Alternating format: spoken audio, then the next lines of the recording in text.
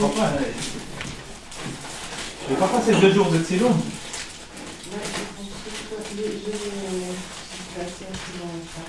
Ah, ok, c'était pour la pénale de café.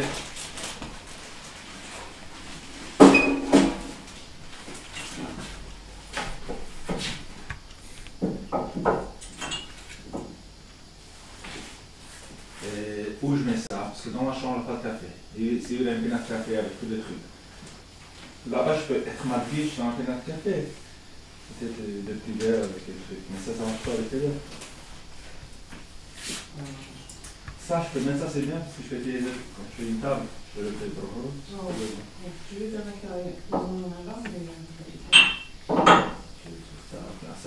Ça, j'ai pris aussi un projecteur pour faire dans la chambre de mêlée. C'est pas le cuisson, mon famille ici. Ah, c'est pas fait. Ok, moi je suis prêt. C'est des 40 de chiffons. Je ne vais pas passer une journée de stylo, c'est refaire les photos. Oui, c'est très important parce qu'on n'a rien du tout là. Non, ça, le natal il n'est pas naguiche, c'est ça le problème. Le natal, les gens ils disent, moi j'en vois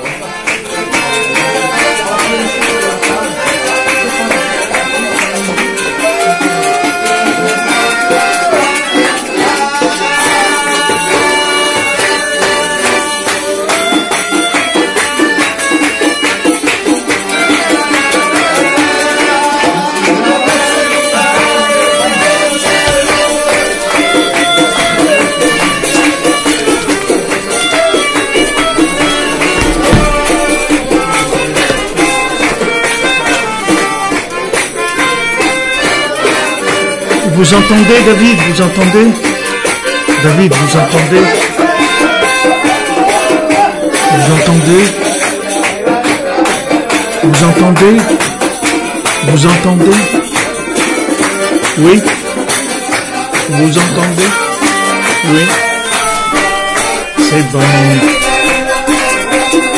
Ok, alors je vais démarrer.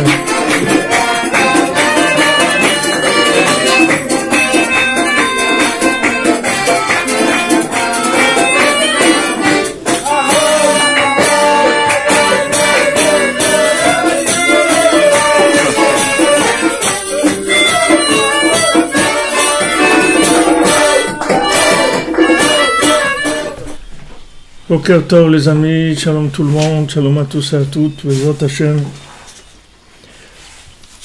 Une excellente journée de ces jours-là de Hadar Bet. Il ne faut pas oublier, même si on a eu beaucoup de jours, que tous les jours c'est des jours de l'autre, il faut prier, tout est ouvert. Alors on fait pour la Refoua du Rav Besançon Israël Yitzhak Ben Fortuné, de Loraya Esther Chava Batraya Daniel, David Ben Mesoda Cohen, Johanna Rivka, Sultana Bat Miriam, Noah Bat Esther, Sarah Emmanuel Bat Michal, Joara Avigail Bat Linoy Simcha, Sarah Léaren Bat Rivka, Myriam Rivka Bat Perla Zora, Chaya Catherine Bat Esther, Laura Bat Jacqueline, Sandrine Bat Janine, Janine Bat Eglantine, Lia Bat Rachel, Esther Naomi Bat Fredi Frecha, Esther Bat Chaya Catherine, Yael Bat Chaya Catherine, Micha Nechama Mirei Bat Bachla Rachel Chaya Colette, Reuven Ben Perla, un bon zivouk pour Lionel Moshe Ben Perla Zora, Myriam Rivka Bat Perla Zora, Yisili Bat Esther, Atzlacha pour Yitzhak Ben Zora, Charles Bakouche, Refoua pour Shirel Bat Rachel, Irène Bat Rachel, Léa Bat Léa, Sani Amram Bat Ben Corinne Malka,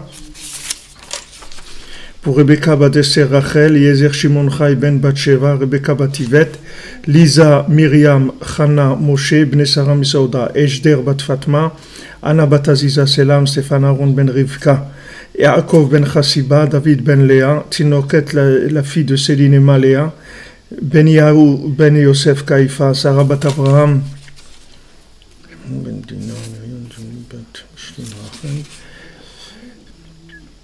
Laurent Avraham Ben Perla Zora, Galidina Bat Perla Zora, Johanna Rivka Sultana Bat Myriam qui doit avoir une opération. Et on fait pour l'élévation de l'âme de Jonathan Chaim Hamous Ben Gabriel Et l'élévation de l'âme de Myriam Mireille Bat Louise Aziza Yehuda Ben Sarah Boudaram, Joar Yvette Bat Belara, Tzion Ben Gozala, Céline Maléa, Marie Myriam Bat Simcha Mordechai et Yitzhak Loski.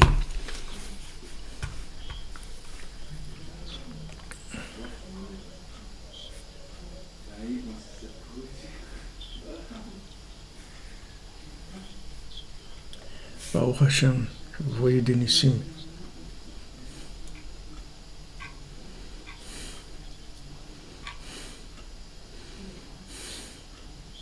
Yehuda ben Moshe Refoua Shlema, Myriam bat Maya, Salomon ben Rivka, Joël ben Beracha, et pour l'élévation de Shimon ben Malka.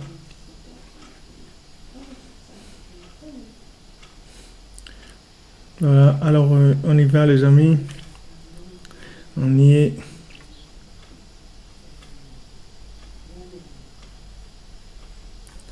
Monsieur Brasi, on est tous des êtres exceptionnels.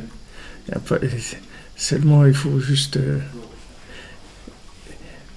que le tzaddik il nous booste un peu, c'est tout. On est tous exceptionnels. Baruch Hashem, vous êtes exceptionnels, votre compagne est exceptionnelle.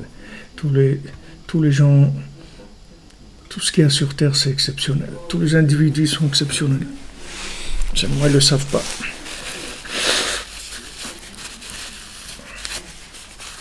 Merci en tout cas de vos encouragements. Alors, hier, on a commencé à rentrer dans cette... dans ce sujet-là de la musique par rapport au Kocham Dameh. On a vu qu'il y avait l'imagination, et qu'en fait pour sortir de l'imagination négative et arriver à l'imagination qui vient, pas une imagination comparative, mais une imagination qui fait que la vérité s'habille dans la comparaison, c'est-à-dire dans les éléments de ce monde. En fait, si vous voulez, quand on parle de prophétie, alors on parle aussi d'imagination, puisque ça rentre dans un langage imagé, mais la différence c'est que l'image est dans ce monde, mais le film, si vous voulez, la caméra, ce qui filme, elle est dans l'autre monde, c'est-à-dire c'est les images de l'autre monde. C'est pas les images c'est des images de ce monde, mais qui proviennent de l'esprit de l'autre monde. C'est la différence entre la prophétie et le côté imaginaire de ce monde. Donc ça va dépendre bien sûr de la connexion de l'individu, et cette connexion, elle va éliminer les images qui proviennent de ce monde. C'est-à-dire quand vous vous trouvez devant une situation, imaginez-vous que maintenant vous êtes devant une situation dans laquelle vous devez prendre une décision. Vous devez prendre une décision. Alors, cette décision, par exemple, vous devez vous marier avec quelqu'un et vous ne savez pas si vous devez marier avec cette personne ou pas. Elle a l'air bien, et d'un autre côté, vous ne savez pas. Et vous savez pas, vous avez ce qu'on appelle Chalukat Ha'etza, vous voyez des côtés où vous dire oui et des côtés où vous dire non, et vous ne savez pas quoi faire. Donc maintenant il y a deux possibilités. Soit maintenant vous allez pousser le raisonnement imaginaire de ce monde avec une analyse qui va être votre intellect et qui va analyser la situation avec les éléments qu'il y a. Soit vous allez utiliser la prophétie, c'est-à-dire vous allez demander à Hachem de résoudre le problème pour vous. C'est-à-dire vous savez pas. Et donc vous demandez à Hachem, voilà, moi je sais pas, je te demande maintenant de résoudre le problème pour moi. Et fois Shlema par Eliyahu ben Ruth et Yohan ben Ruth. Vous comprenez? Voilà, on est partagé, exactement, Maxime Déborah. On est partagé, c'est-à-dire que on ne sait pas, on peut pas décider. Donc on a la possibilité soit d'utiliser l'imagination de l'intellect et de ce monde, avec ce qu'on a appris comme chose et avec tous les éléments de ce monde, les éléments d'expérience, de films, de livres, de conseils, de tout ce que vous voulez. Soit maintenant, on va utiliser la prophétie. La prophétie, ça veut dire que maintenant, on va se connecter en haut, on va demander à Hachem de faire le tri pour nous, et on va dire à Hachem, voilà, si cette personne-là, elle est pour moi, si c'est mon conjoint véritable, alors fais que ça marche. Et si maintenant, si maintenant c'est pas pour moi, alors fais que cette personne s'éloigne, que ça marche pas, c'est tout.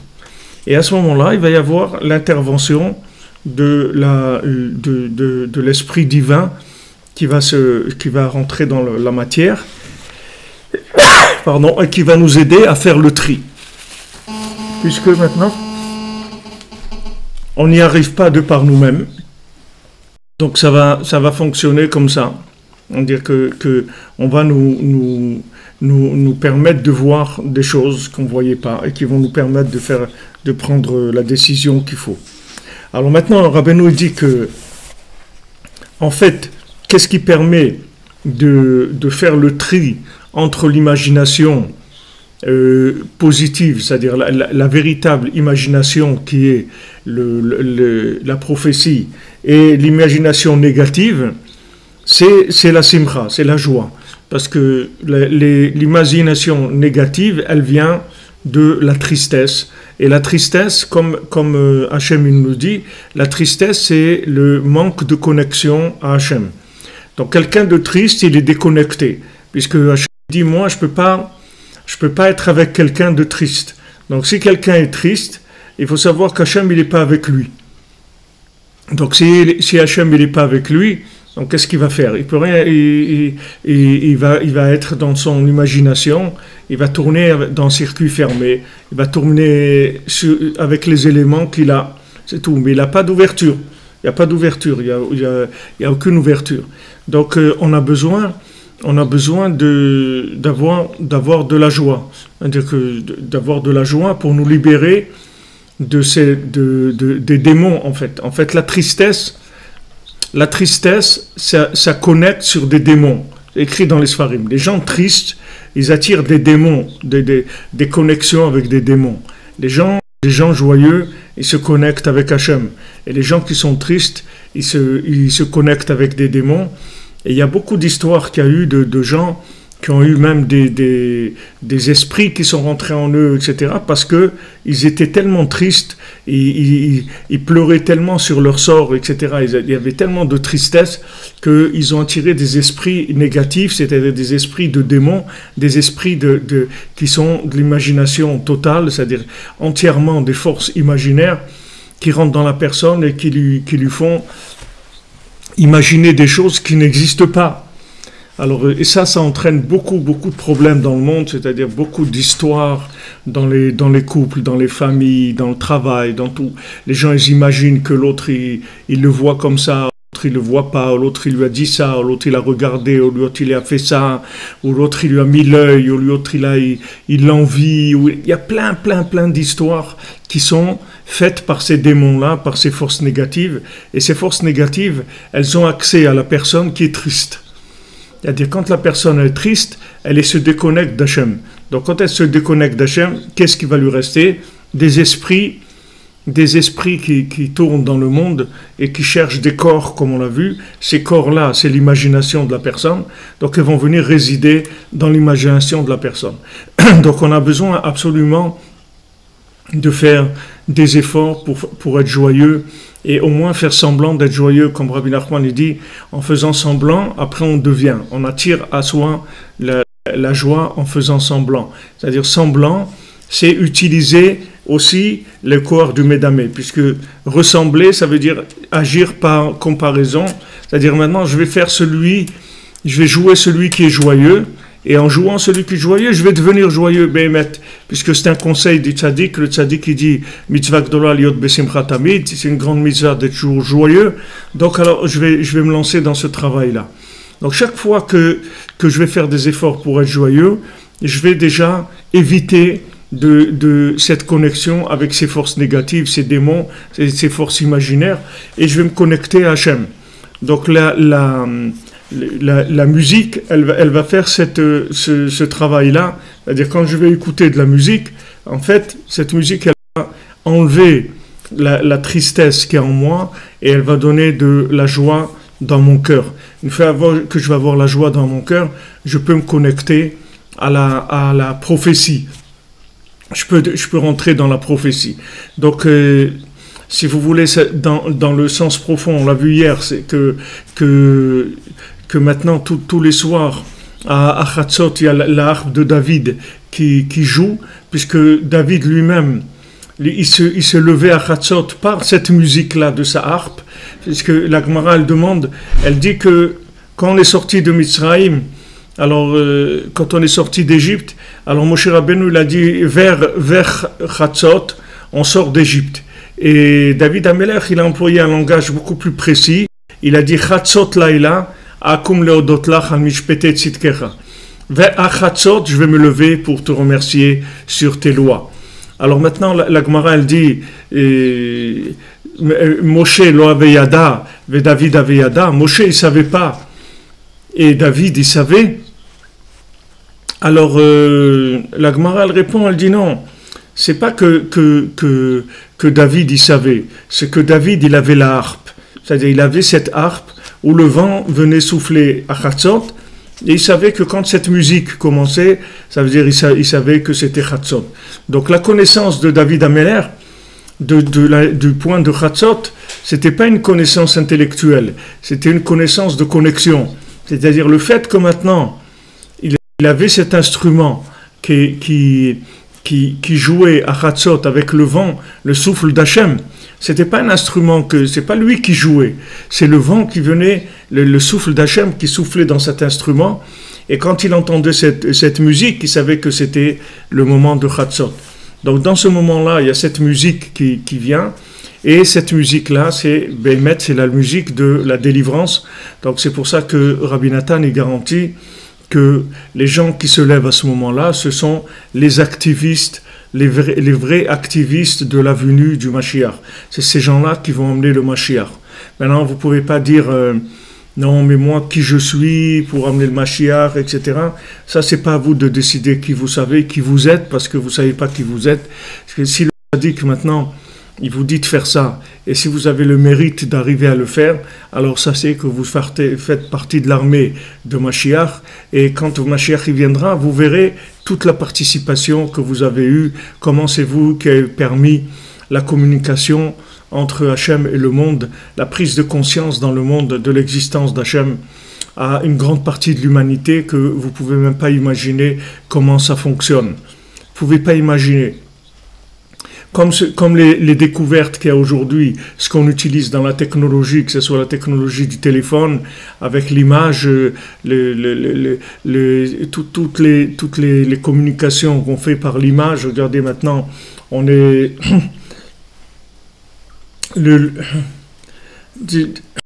si maintenant... Si maintenant il y a quelqu'un, voilà, on est là en train de faire un cours en live et tout, on est chacun dans un endroit du monde, et vous voyez qu'on arrive à se réunir et tout. S'il y a 100 ans, vous aviez parlé à quelqu'un de ça, et vous aurez pris pour un fou, vous dites, mais comment c'est possible que ça existe, ça, c'est impossible. Vous voyez que ça existe. Donc maintenant, il y a des niveaux de communication de l'âme qui se passent et dont on n'est pas conscient du tout, et on ne sait pas du tout que ça existe, et on ne sait pas ce qu'on est en train de faire, mais ce qu'on sait, c'est que le tzaddik, il amène ces hommes dans un niveau très très élevé d'action dans le monde, et vous voyez, les gens, ils sont simples, ils n'ont pas l'air de comme on dit, paye pas de mine, d'après ce qu'ils sont, ils n'ont pas l'air des gens tellement extraordinaires, mais de l'intérieur, il y a des énergies extraordinaires qui passent, et ça, ils le diffusent dans le monde. Alors, Rabbeinu, il nous dit que ce moment-là, ce moment de Chatzot, c'est la racine même de la joie, puisque le Talmud, il nous dit que celui qui se lève à ce moment-là, il a un fil de bonté qui est avec lui toute la journée. Ce fil de bonté, c'est qu'il est joyeux toute la journée. Et il a un fil de bonté, c'est-à-dire qu'il bénéficie d'une journée branchée, d'une journée connectée à la main divine. Et il va voir comment Hachem dirige ses pas et l'oriente vers là il doit aller. Tout ça, c'est parce que il s'est connecté à ce moment-là à la joie. Donc Rabbeinu dit que vous serez joyeux dans tout ce que là où vous allez agir. Alors ça, c'est Rabbeinu dit, c'est l'instrument de musique avec lequel on joue avec la main, et ça amène la prophétie au prophète. D'ailleurs on dit que maintenant, à l'époque dans laquelle on est, alors on dit la prophétie a disparu, mais pas complètement. Elle va se trouver chez les fous et les enfants. Les enfants et les fous, c'est eux qui vont avoir la prophétie. Alors pourquoi maintenant les fous vont avoir la prophétie? Parce que les fous, ce sont des gens qui vont plus fonctionner avec leur cerveau. Donc par rapport au monde, ils vont paraître fous. Quelqu'un qui vient au Man faire Tikkun HaKlali, par rapport au monde, il a l'air fou. Il a l'air fou, c'est-à-dire que il dit, mais qu'est-ce que tu vas faire en Ukraine? C'est quoi cette histoire? C'est quoi ci? C'est quoi? Il a l'air fou par rapport au monde. Mais c'est ces gens-là qui ont le souffle divin en eux. C'est eux qui ont la prophétie. Parce que comme ils sont fous, c'est-à-dire qu'ils n'utilisent pas du tout leur tête, soit parce qu'ils en ont plus, ou parce qu'ils sont fatigués. Comme en Ukraine, ils se sont fatigués de voter pour des gens qui ont l'air sérieux et qui sont des gens corrompus, etc. Ils ont l'air très sérieux, mais ils ont vu qu'en fait, ils ne sont pas sérieux du tout. Donc, ils préfèrent voter pour un clown. Et ils se disent, peut-être ce clown-là, en fait, c'est quelqu'un de sérieux. Il a l'air un clown, mais justement, parce que c'est un clown, peut-être qu'il va nous faire plus de bien que cela. En tout cas, cela... On a voté pour les gens, comme on dit, les politiquement corrects, et on voit que ça donne rien du tout, parce que c'est des gens corrompus, et c'est des gens qui s'intéressent pas du tout au bien-être du peuple, ni rien. C'est vrai que maintenant, cette personne-là, c'est un clown professionnel, il n'a pas fait de campagne électorale, il a fait sa campagne que en faisant des sketchs de clown, où il est déguisé, etc.,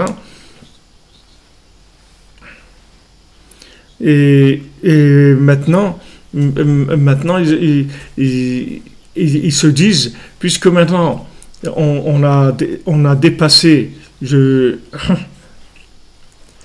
on a dépassé, si vous voulez, l'imagination, puisque maintenant on a toujours cru que ces gens-là, que c'était politiquement correct, c'était des gens sérieux, qui allait vraiment faire quelque chose pour le peuple, essayer de trouver des solutions à tous les niveaux, etc. Maintenant, on en a essayé 1, 2, 3, 4, 5, 10, on voit que c'est toujours la même histoire, qu'on ait toujours les mêmes problèmes, et qu'en fait, ils tiennent pas compte de nous, comme ils disent en Israël, qu'avant les élections, alors il y a des affiches sur les murs, c'est-à-dire avant les élections, il y a les murs, ils parlent aux gens, parce qu'il y a des affiches, votez pour moi, celui-là il dit votez pour moi, et il dit après les élections, les gens ils parlent avec les murs. Avant l'élection, c'est les murs qui vous parlent, mais après l'élection, une fois que la personne elle a été élue, il n'y a plus personne avec qui parler, c'est fini. C'est-à-dire que ce qu'il voulait, c'est être élu. Donc il vous a dit, voilà, il y a un programme, on va faire des choses pour améliorer les conditions de travail, les conditions de vie, les allocations familiales, le sport, la médecine pour tout le monde, les soins dentaires gratuits, les trucs. Ok, il va faire une liste énorme de ce qu'il va faire. Et quand une fois qu'il est élu, il n'y a rien. Oui, exactement, M. Terrier. Ce fou, c'est peut-être le jardinier. C'est-à-dire que maintenant, peut-être ce fou-là, c'est lui qui sait faire pousser les plantes dans le jardin, parce que ces plantes-là, ce sont les âmes, et peut-être que c'est lui. Parce qu'en fait, comme Rabbeinu dit dans le Chacham et le Tam, dans les contes que pour diriger un pays, il n'y a pas besoin d'être un politicien du tout, il n'y a pas besoin d'avoir fait ni l'ENA, ni HEC, ni Polytechnique. Il faut être un homme droit avec du cœur, c'est tout. Et avec ça, on dirige un pays, il n'y a pas besoin d'autre chose. Donc il leur a dit clairement, ce clown-là, il a dit clairement, regardez, moi, j'ai aucune expérience politique, mais je vais apprendre, c'est tout. Vous faites pas de soucis, je vais apprendre. Je vais apprendre parce que, voilà, vous inquiétez pas. Et les gens ils lui font confiance, ils disent, voilà, bon, il est bien intentionné.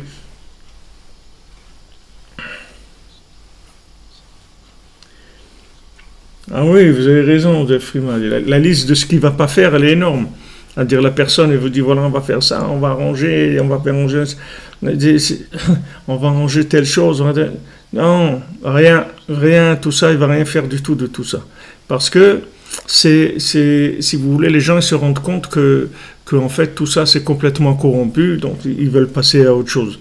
Donc, dans le monde de la recherche, du bonheur, de la connexion avec Dieu, les gens ils se disent c'est la même chose, c'est-à-dire ils disent on a essayé des méthodes qui avaient l'air des méthodes sérieuses, maintenant on voit que ça marche pas. Alors on va essayer des méthodes qui sont pas, comme on dit, reconnues, qui sont pas reconnues par la sécurité sociale ni par les trucs. Et peut-être ça va marcher. Donc les gens ils viennent à Ouman, chez Rabbi Nachman, et ils font Tikkun HaKlali. Et ça marche. Et après, ils disent, wow, merci, tout, ma vie a changé, ça y est, je sens complètement différent, Baruch Hashem, etc. Merveilleux et tout. Ça y est, ils ont découvert le monde de la connexion, le monde de l'échange, le monde de la connexion, et commencent à ressentir des choses extraordinaires et à vivre des choses extraordinaires. Donc ça, c'est si vous voulez, à un moment, il y a une recherche, si vous voulez, il faut prendre des risques, c'est-à-dire par rapport à notre logique, parce que la logique, elle nous enferme en fin de compte, dans de la tristesse, et la tristesse, elle nous déconnecte de tout le bien. Alors maintenant, le Rabbeinu dit que la musique, elle permet de faire le tri entre le souffle qui est le souffle positif et le souffle négatif qui est un souffle de tristesse. Alors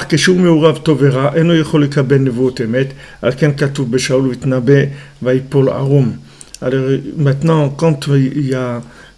quand la personne elle a ces souffles-là négatifs, c'est-à-dire de la tristesse, alors elle peut pas prophétiser, elle peut pas voir clair.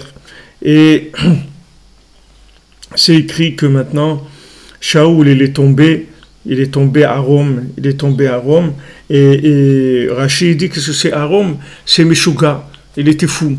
C'est-à-dire Shaoul, il est devenu fou, c'est-à-dire le vrai fou, c'est-à-dire celui qui a l'air sérieux. Il est tellement sérieux, il se prend tellement au sérieux qu'en fait c'est lui le vrai fou. C'est-à-dire qu'il essaye de faire semblant qu'il maîtrise des choses qu'il ne maîtrise pas du tout. Il essaye de faire croire aux gens qu'il sait où il va.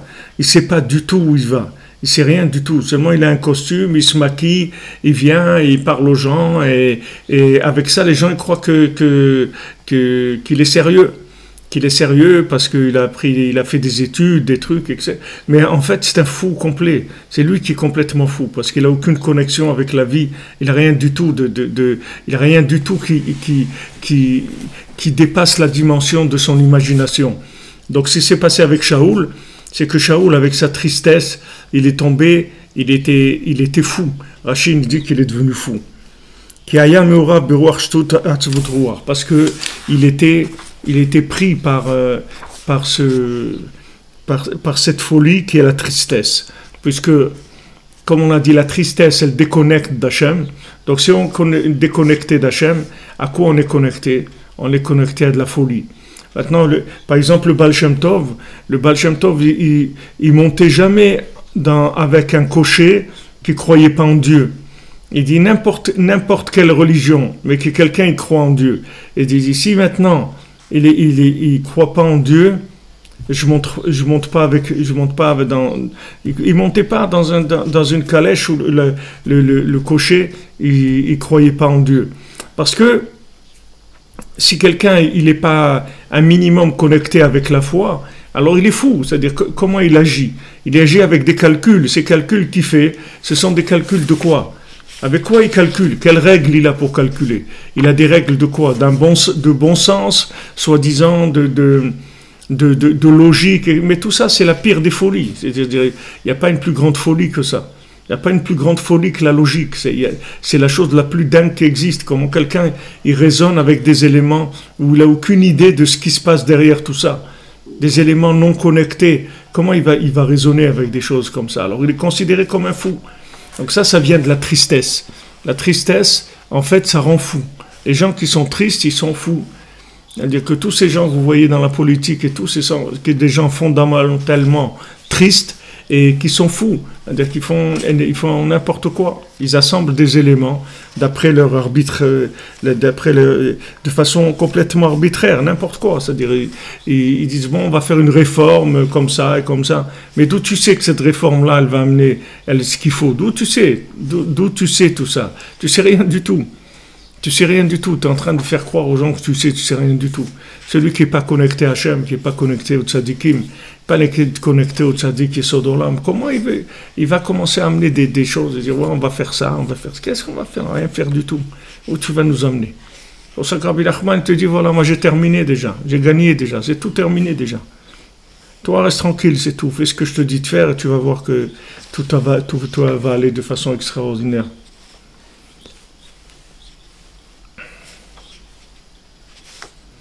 Exactement, que dans la joie. Exactement, c'est à Chatzot qu'on construit tout. Tout se construit à ce moment-là. Toute la vérité, elle se construit par ces moments-là. C'est des moments de grande inspiration, de grande connexion, à minuit, 6 heures après la tombée de la nuit.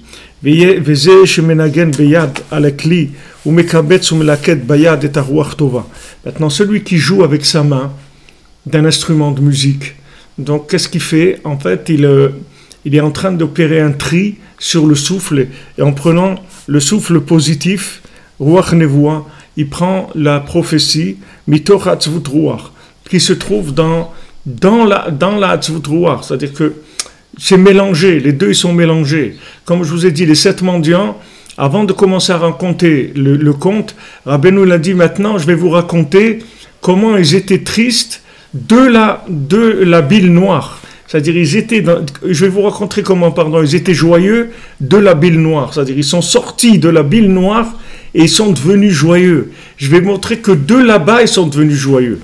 C'est pas joyeux, c'est pas insouciant. Être joyeux, c'est pas être insouciant. Être joyeux, ça veut dire que maintenant, je suis dans des conditions dans lesquelles il y a beaucoup de raisons pour être triste, il y a énormément de raisons pour être triste, et je sors de là. C'est-à-dire, je prends le souffle positif qu'il y a là-dedans, je sors la joie qui se trouve dans cette situation-là. Cette situation, elle est apparemment négative, elle est attristante. Maintenant, de cette situation attristante, je vais passer à la joie véritable. Grâce maintenant à cette connexion-là, c'est-à-dire à ce tri que la musique va faire, elle va enlever complètement ce rouard de folie, cette bêtise-là, qui est la tristesse. Pourquoi tu es triste? Qu'est-ce que tu as à être triste? Qu'est-ce que tu as à être triste? Hachem, il est avec toi. Pourquoi tu es triste? Hachem, il écoute chacune de tes prières. Hachem, il sait exactement ce qui se passe avec toi. Il se surveille, il te protège, il te bénit, il t'aime. Pourquoi tu es triste? C'est-à-dire que ce chant-là, il enlève complètement la tristesse. Mais d'un autre côté, il y a des chants qui rendent triste, au contraire. Il y a des chants qui augmentent la tristesse. Si vous prenez des chants qui viennent de la rigueur, des chants qui viennent par exemple des remontrances, c'est-à-dire quand quelqu'un il va nous faire des remontrances, alors Rabbi Nachman dit ces remontrances-là, elles vont réveiller toute la folie, toute la révolte qu'il y a dans la personne, tout le mal qu'il y a dans la personne, il se réveille à cause de ces reproches-là que les gens ils nous font. Donc Rabbi Nachman, il a dit, le dernier enseignement qu'il a dit avant de quitter ce monde, il a dit, ne faites pas de reproches aux gens, parce que c'est que celui qui connaît ce nigoun-là, qui connaît ce chant-là, messianique, qui connaît ce chant de la harpe de David, c'est lui également qui peut faire des reproches aux gens. Parce que quand il va faire des reproches aux gens, en fait, qu'est-ce qu'il va faire? Il va les encourager et il va les faire se débarrasser du mal qu'il y a en eux. C'est-à-dire, nous, quand on parle de ça, on ne sait même pas ce que ça veut dire. Parce que nous, on ne sait pas ce que ça veut dire un reproche d'amour total. On ne sait même pas ce que c'est. C'est-à-dire que ce n'est pas quelque chose que les gens ils utilisent. En général, Rabbi Nachman dit, tous les reproches que les gens ils font, ils sont mélangés avec du mal. Et qu'est-ce qu'ils font? Ils réveillent tout ce qu'il y a de négatif dans la personne. Et la personne, elle est énervée, elle a envie de détruire, elle a envie de se détruire, elle a envie ça lui enlève toutes les forces. Alors que maintenant, si on reçoit une remontrance du tzaddik, elle va réveiller tout le bien qu'il y a en nous. Vous voyez, Moshe Rabbeinu, tout le livre de Dvarim, c'est des remontrances que Moshe Rabbeinu, il dit, regardez, qu'est-ce que vous avez fait, vous avez mis en colère Hachem dans le désert, vous avez fait ça, etc. Mais tout ça, il a fait avec une shira, avec un chant.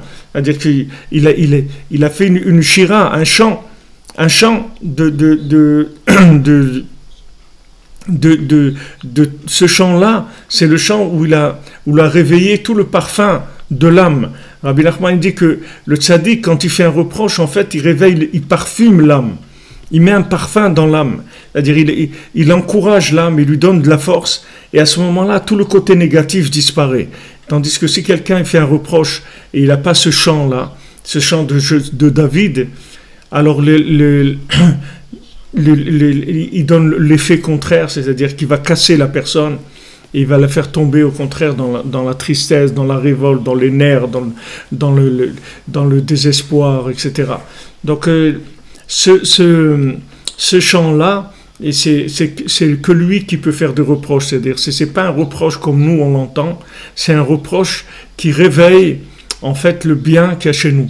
C'est un reproche d'encouragement, c'est pas un reproche qui casse, c'est un reproche qui va encourager, c'est-à-dire qui va mettre en relief le bien qu'il y a dans la personne. Et ça, c'est le nigoun que le tzaddik il a ce nigoun-là, ce chant, qui est un chant qui fait qu'on se débarrasse complètement de toute la tristesse qu'il peut y avoir en nous.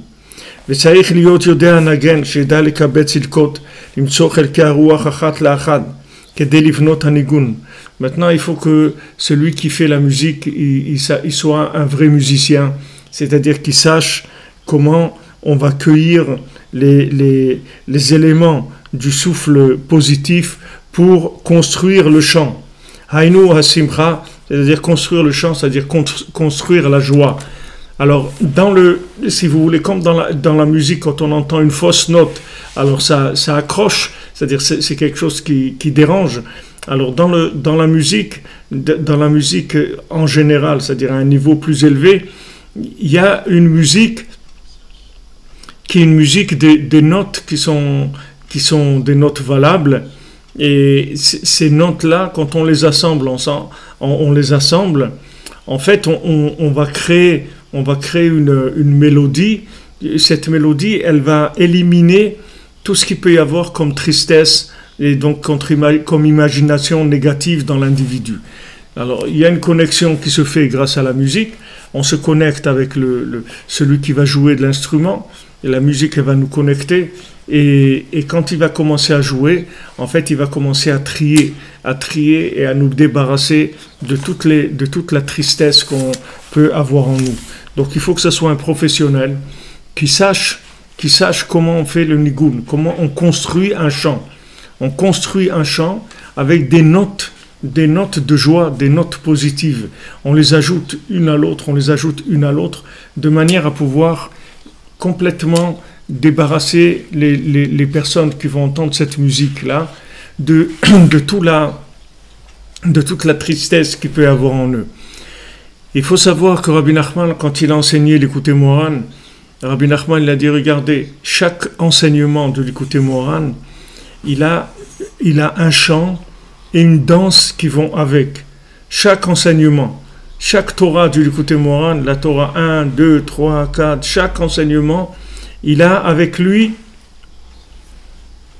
un chant qui lui est propre à cet enseignement-là. Et il a une danse aussi propre à cet enseignement. Et Rabbeinu il dit que si jamais il révèle le chant et la danse d'une des Torahs du Likutei Moharan, d'une seule, alors le monde entier s'inclut dans l'infini. Les hommes, les animaux, les plantes, les pierres, tout s'inclut dans l'infini. Donc regardez la puissance de ce chant-là. Imaginez que vous entendez un chant, et ce chant-là, il vous inclut complètement dans l'infini. Complètement, vous incluez dans l'infini. En entendant cette musique-là. C'est un chant qui est très très fort. Donc ce chant-là, il vient tous les soirs à Hatzot. Ce chant-là, il est dans les enseignements de Rabbi Nachman, ce qu'on étudie tous les jours. Maintenant, il est dans une dose qui nous permet de rester dans notre corps et qui nous permet de continuer à fonctionner. Mais ce chant-là, il nous sort tous les jours. Tous les jours, il nous sort de là où on est. On ne se rend pas compte.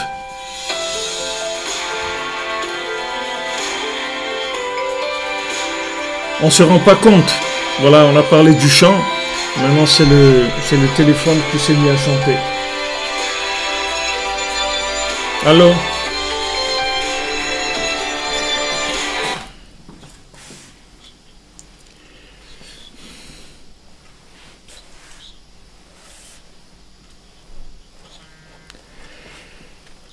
Donc maintenant, ce chant-là, chaque enseignement, il a un chant spécial. Mais maintenant, tous les chants, ce qui est le côté commun qu'ils ont, c'est que tous ces chants-là, si on les entend, ils nous font sortir complètement de ce monde et nous inclure dans l'infini. Donc maintenant, Rabbi Nachman, il dose à chaque fois dans son enseignement, il dose la quantité de cette musique qu'on va entendre, de manière à ce que ce chant-là, il nous fasse sortir de la tristesse, il nous fasse sortir de l'imagination négative, il nous fasse sortir de l'esclavage de la matière, mais tout en restant dans notre corps, tout en restant en fonctionnant de façon tout à fait normale dans ce monde, sans que ça nous sorte complètement. Je ne sais pas si le Mashiach il va dévoiler ces chants-là, parce que du moment où il y a ces chants-là, il n'y aura plus possibilité de fonctionner du tout, puisque c'est comme quelqu'un, des fois qui écoute une musique qui le captive beaucoup, et il ne peut pas s'arrêter de l'écouter jusqu'à ce qu'il se lasse, mais il écoute et ça le captive complètement. Cette musique-là, c'est une musique qu'on va jamais se lasser, mais c'est une musique qui aspire vers l'infini. Mais je ne sais pas si le Mashiach il va révéler ça de façon parfaite et totale. Je pense que ce sera plutôt à la résurrection des morts, puisque il faudra avoir la capacité de s'inclure dans l'infini complètement.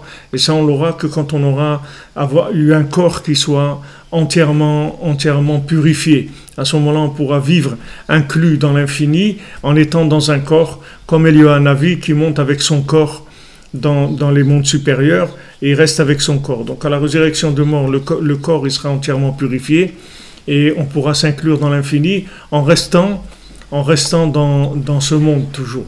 Donc c'est ce qu'on a vu par rapport aux prophètes, c'est-à-dire c'est ce qu'on a dit. Les prophètes, c'est exactement comme ça qu'ils fonctionnent. C'est-à-dire qu'ils reçoivent à travers cette musique-là, ce chant-là, ils rentrent en connexion avec l'infini. Seulement, pour tous les prophètes, ils tombent par terre, c'est-à-dire ils n'arrivent pas à rester debout, à part Moshe Rabbeinu qui reste debout. C'est-à-dire Moshe Rabbeinu, il arrive à prophétiser en ayant les pieds sur terre, c'est-à-dire il reste équilibré, il rentre pas dans un état d'extase, de démence où il est complètement dans un autre, il est dans un état physique complètement autre. Tandis que Moshe Rabbeinu, il fonctionne normalement et en même temps il est en train de prophétiser. Donc ça arrivera que quand on aura un corps qui soit capable de supporter la lumière de l'âme complètement connecté à l'infini. Mais pour l'instant, on reçoit à petite dose. C'est-à-dire que plus on va chercher la connexion avec le tzaddik, plus on va chercher à se lier, si vous voulez, avec le tzaddik, à lier notre souffle, notre âme avec le tzaddik, plus on va entendre cette chanson-là, ce chant-là, déjà, aujourd'hui, l'effet qu'il va avoir sur nous, c'est de nous sortir de l'esclavage de la consommation, l'esclavage de l'orgueil, de tous les plaisirs de ce monde. C'est-à-dire déjà nous sortir de là. Comme Rabbeinu l'a dit à Rabbi Nathan, je t'ai sorti de ce monde. Rabbeinu l'a sorti Rabbi Nathan de ce monde. C'est-à-dire quand Rabbi Nathan, il a connu Rabbeinu, il a connu les enseignements de Rabbi Nachman, il est sorti de ce monde. C'est-à-dire qu'il n'était plus du tout dans un rapport de consommation avec le monde. Il a quitté cette chose-là. Et ça, on est tous capables de fonctionner comme ça. Parce que maintenant,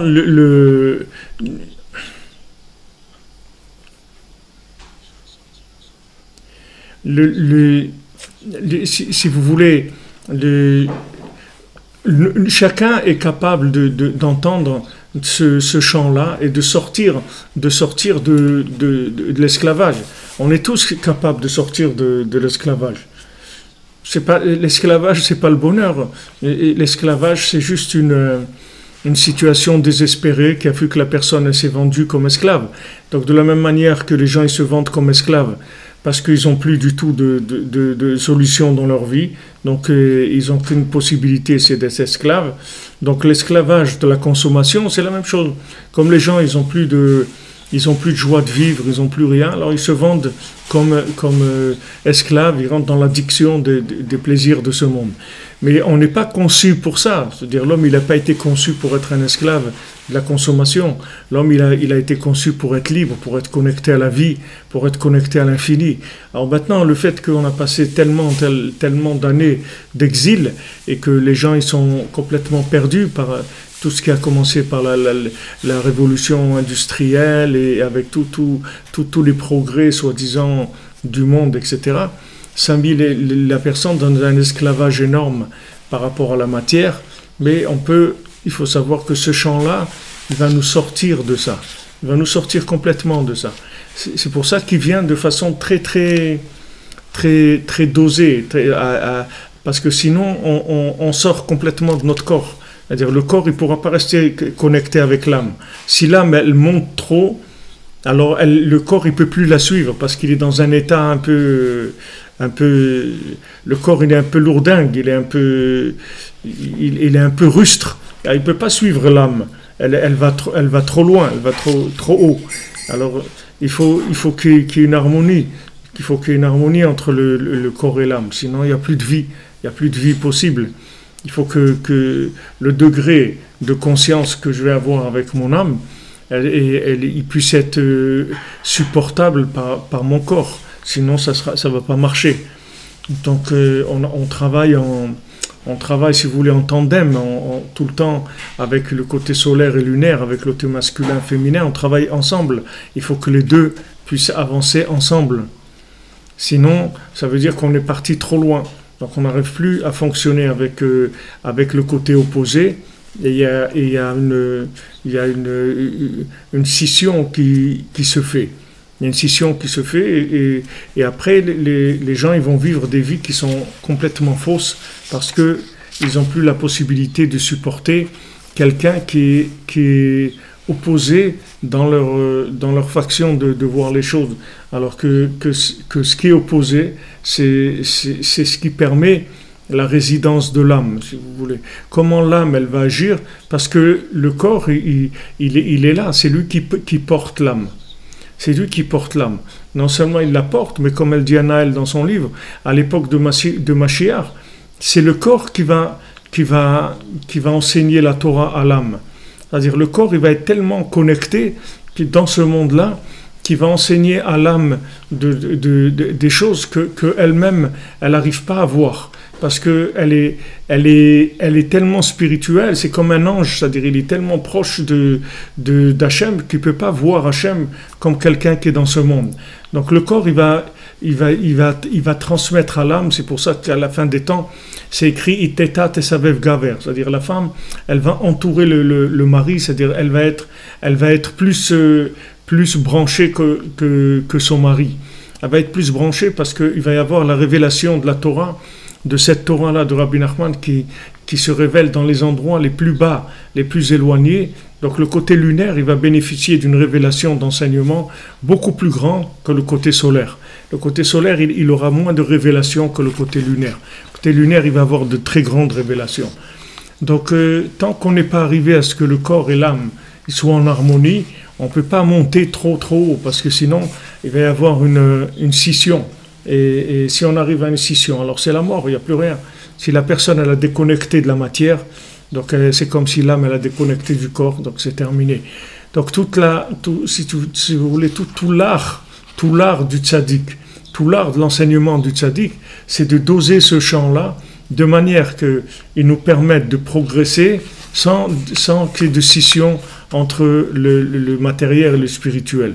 C'est-à-dire qu'ils restent tout le temps ensemble, le spirituel et le matériel, et qu'ils avancent ensemble pour donner le meilleur chacun de lui-même.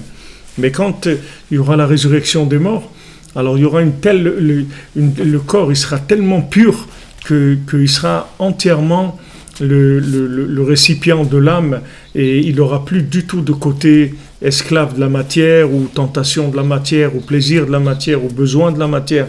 Il n'aura pas besoin du tout de tout ça. C'est-à-dire, quand on va se lever à la résurrection de mort, on ne va pas manger.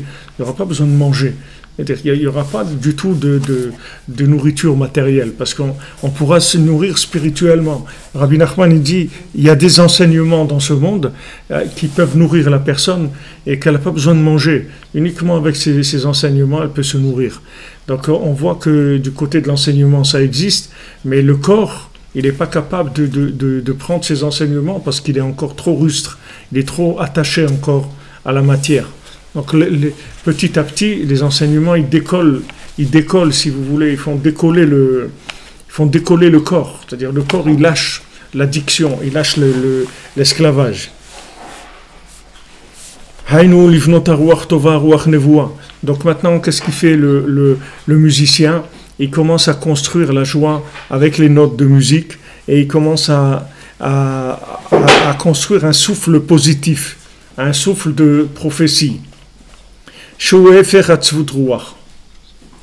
Que ce souffle de prophétie, il est contraire. Il est le contraire de la tristesse.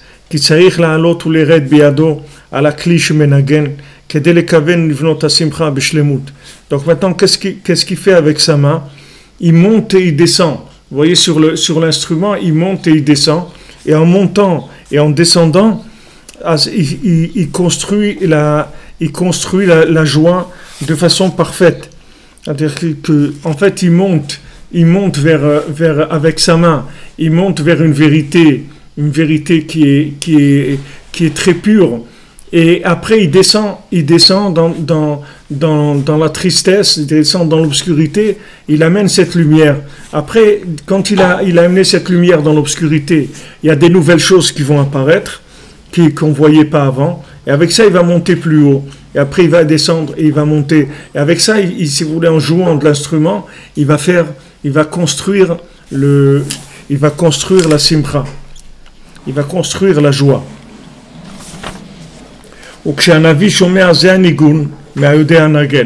Maintenant, quand le prophète, il entend ce chant-là de la personne qui sait jouer de l'instrument, c'est-à-dire qui sait construire la joie, alors il reçoit, à travers ce chant-là, il reçoit le souffle de la prophétie, que celui qui a joué de l'instrument, en fait, il a construit la prophétie de la personne, c'est-à-dire il a aidé à construire la prophétie. Le musicien, il reçoit, si vous voulez, le souffle du prophète, et il construit la joie qui va l'amener à la prophétie. C'est ce qui est écrit, il va jouer avec sa main et ça sera bien pour toi. Vetov lach daika, ce sera bien pour toi précisément. Shemelaket ou metzaref atov mitochara. Que maintenant, précisément, il va cueillir. C'est pour ça que le livre de Rabbeinu s'appelle l'écouter Moharan, l'écouter les halachot, l'écouter tfilot, parce que ce sont tous des enseignements qui viennent du fait qu'on a cueilli du bien qui se trouvait dans le mal. C'est-à-dire qu'est-ce qu'il fait? En fait, il prend tous les éléments positifs qu'il y a dans le souffle et il les assemble. C'est-à-dire avant, ils étaient séparés et il y avait de la joie et de la tristesse. Mais la joie, elle était séparée. Les éléments de joie, ils étaient séparés. Maintenant, avec la musique, qu'est-ce qu'il fait? Il prend chaque élément de joie et il le construit, il l'associe à l'autre, il associe, jusqu'à qu'il construise un édifice de la joie qui puisse complètement éliminer le négatif. En fait, le négatif, il s'est installé par la division des éléments positifs. C'est-à-dire le fait que les éléments positifs, ils n'avaient pas de lien entre eux, c'est ça ce qui a fait que la tristesse elle est venue. C'est-à-dire qu'il peut y avoir dans l'individu plusieurs éléments positifs, que si ces éléments positifs, ils étaient ensemble, alors il pourrait très facilement se débarrasser de tous ces problèmes. Mais ce qui empêche, c'est que les éléments positifs, ils sont séparés. Donc comme ils sont séparés, ça donne pas un chant, ça donne pas des mots, ça donne pas des phrases, ça donne pas des messages clairs, parce que les éléments ils sont séparés. C'est comme si dans la musique, c'est-à-dire que il y a des notes de musique, mais ces notes de musique, il faut savoir les assembler. Une fois que vous les assemblez, ça donne un chant extraordinaire, mais il faut savoir les assembler. Alors maintenant, celui qui joue de la musique, c'est ça son travail, c'est-à-dire il prend chaque élément positif, il l'ajoute à l'autre, il construit. Rabbeinu, il parle ici de construction d'édifices de la joie. C'est-à-dire qu'avec ça, il va commencer à construire la joie et automatiquement le souffle négatif va tomber. Automatiquement le souffle négatif va tomber. Donc là, si vous voulez, le but de ce chant-là, c'est de construire les points positifs, comme si on prend des briques, comme Rabbeinu il a dit, vous faites des briques et du ciment, et moi je construis l'édifice. Vous faites des briques et du ciment, et moi je vais construire le Mishkan. Rabbeinu construit le Mishkan. On amène les briques et le ciment, et Rabbeinu il va construire le Mishkan. Le Mishkan, la maison d'Hachem, dans laquelle il va y avoir la révélation d'Hachem dans le cœur de chacun. Donc nous on amène des briques et du ciment, c'est-à-dire on amène des points positifs. On fait ça, on fait un peu de bodédout, on fait un peu de tratzot, de tikkun klali, mitzvah, tzedaka, étudier un peu la Torah, prier. On fait des choses, on fait des choses positives. Et lui, qu'est-ce qu'il fait le tzaddik? Il prend ces points positifs, il les assemble et il en fait un édifice. Maintenant, quand il y a un édifice, ça devient un mishkan, c'est-à-dire un tabernacle qui permet de capter la divinité. C'est-à-dire la divinité, elle peut s'installer. C'est ce qui se passe à Rosh Chodesh Nissan, puisque maintenant, à Rosh Chodesh Nissan, c'est là où le tzaddik, où Moshe Rabbeinu, il a édifié le Mishkan, c'est-à-dire il a mis sur pied le Mishkan et il a fait descendre la Shrina dans le Mishkan, il a fait descendre Hachem dans le Mishkan, et ça a permis de déclencher si vous voulez le pouvoir de chacun, parce que le pouvoir de chacun, si vous voulez, il dépend de la prise de conscience de ce pouvoir. Chacun a un pouvoir, mais seulement il n'est pas conscient. Pourquoi il n'est pas conscient? Parce que son pouvoir, il est morcelé. Il est morcelé, c'est-à-dire ce sont des points positifs qui sont séparés par des éléments de tristesse. Donc ces éléments de tristesse, ils font que les éléments positifs, ils n'arrivent pas à s'unir. Donc la personne, elle n'a pas conscience de son pouvoir. Elle ne connaît pas son pouvoir. Donc qu'est-ce qu'il fait Moshe Rabbeinu? Moshe Rabbeinu, qu'est-ce qu'il fait? Il prend les points positifs de chacun. Le tzaddik, il prend le point positif de chacun, il les assemble. Une fois qu'il les assemble, il les a assemblés, ça fait un récipient, ça fait un tabernacle. Et dans ce tabernacle-là, il va y avoir la résidence d'Hachem. La résidence d'Hachem, comme Hachem il a dit, Vasuli Mishkan, Veshachanti Betocham. Alors Hachem il dit, ils vont me faire un tabernacle et je vais résider en eux. Alors ceux qui expliquent, Rachid explique, les explications nous disent que en fait le Mishkan, c'était pas pour résider que dans le Mishkan lui-même, c'est pour résider dans le cœur de chacun d'entre nous. Dans le cœur de chacun d'entre nous, Hachem il veut résider. Mais pour créer le récipient, la maison de cette résidence, il faut prendre tous les éléments positifs qu'il y a dans les personnes, tous les éléments de joie, et il faut les réunir. Alors quand quelqu'un dit voilà, je me suis fait casser, je suis cassé, etc., c'est que maintenant, des fois on essaye de se remonter, c'est-à-dire on essaie de rassembler les morceaux et de commencer à construire la joie, de construire la confiance en nous, etc. Et on se fait casser, c'est-à-dire ces éléments, ils partent les uns et après les autres, ils se séparent. C'est pas qu'ils sont plus là, mais c'est qu'ils sont séparés. Quand ils sont séparés, il n'y a plus de force. Donc le tzaddik, qu'est-ce qu'il fait? Il réunit ces éléments positifs, il les assemble et il construit le Mishkan. Donc Rabbeinu il dit c'est ça le travail du tzaddik, le chazon, le chazan, celui qui voit. Qu'est-ce que c'est ce qu'il voit? Qu'est-ce que c'est sa prophétie? C'est que il est capable de prendre les points positifs de la personne et de les assembler, et ensuite d'assembler tous les points positifs de tout le monde. C'est avec ça que la personne elle va se construire. Alors Rabbeinu il nous met en garde, il dit de regarder le point positif toujours en vous, regardez que les positifs, ne regardez pas le négatif, de manière à construire le pouvoir de la personne.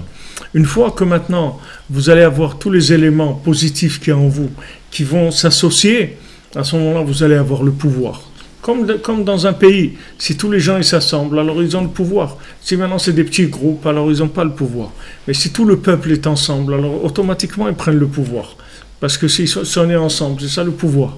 Donc s'il y a tous les points positifs qui se trouvent en nous, qui s'assemblent, à ce moment-là, il y a le pouvoir qui sort. C'est pour ça qu'à Rosh Chodesh Nissan, c'est le Rosh Hashanah la Melachim, c'est le Rosh Hashanah des rois. Alors Rabbeinu dit c'est le Rosh Hashanah des rois, c'est là où on va attribuer à chacun sa royauté, c'est-à-dire on va lui donner sa fonction.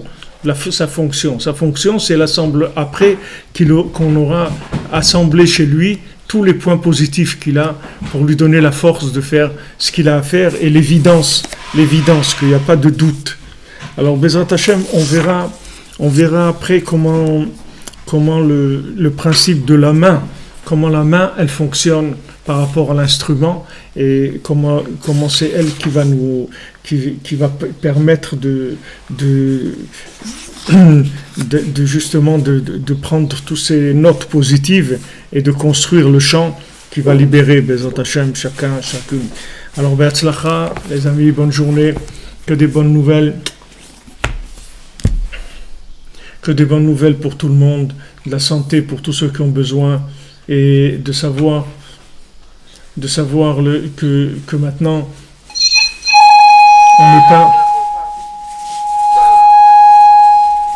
on n'est pas du tout faible, on n'est pas du tout fou, on n'est pas du tout des gens pas bien, on est des gens extraordinaires, mais seulement on est en morceaux, c'est tout.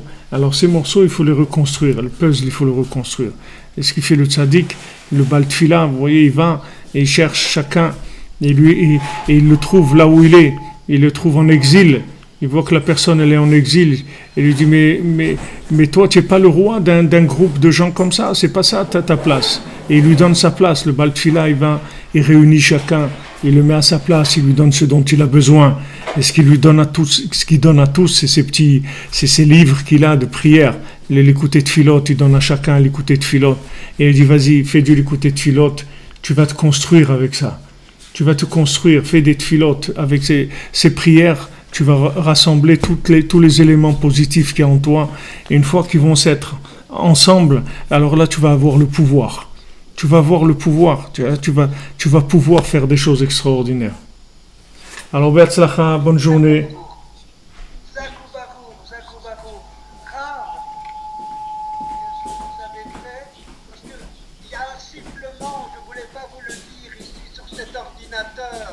Oui. Et alors, vous avez fait quelque chose et ce sifflement s'est arrêté. Attendez.